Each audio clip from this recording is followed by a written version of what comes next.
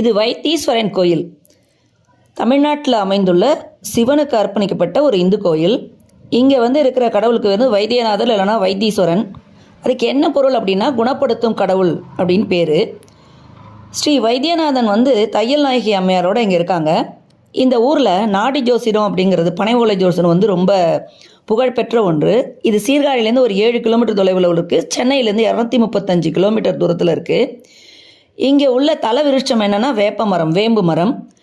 இங்கே கோயில் வளாகத்தில் சித்தாமிரதம் குளத்தில் புனித நீராடுனா எல்லா விதமான நோய்களும் குணமாகும் அப்படிங்கிறது ஒரு நம்பிக்கை. 7ஆம் நூற்றாண்டில் சைவ நாயனார்கள் தேவார பாடல்களெல்லாம் இந்த கோவிலை பாடியிருக்காங்க நிறையா. இதுக்கு நிறைய கதைகள் சொல்லப்படுகிறது. அங்கார கிரகத்துக்கான நவக்கிரக கோயிலில் ஒன்று இது. அங்காரகன் அதாவது செவ்வாய் தொழுநோயால் பதிக்கப்படும் பொழுது வைத்தியநாத சுவாமிகளால் இது குணப்படுத்துகிறார் கதை இருக்குது. மிக அருமையான கோவில் இது.